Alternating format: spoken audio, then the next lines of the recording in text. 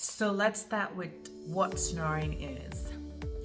So snoring is a respiratory sound that is generated by the upper airway during inspiration and exhalation, typically when we exhale, but can happen when we inhale as well. Now, this sound is a sign of obstruction in the upper airway. And so why is snoring a problem, right? Why are we concerned about it?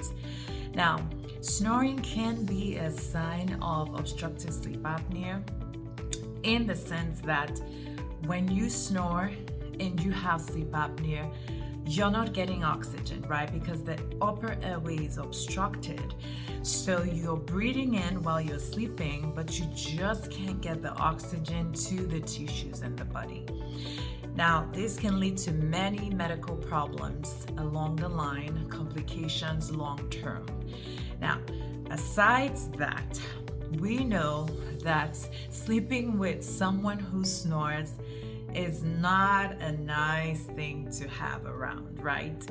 It causes problems in relationships. Have you heard about sleep divorce? That's really when people who are married can't sleep in the same space, the same room, share the same bed because one party snores.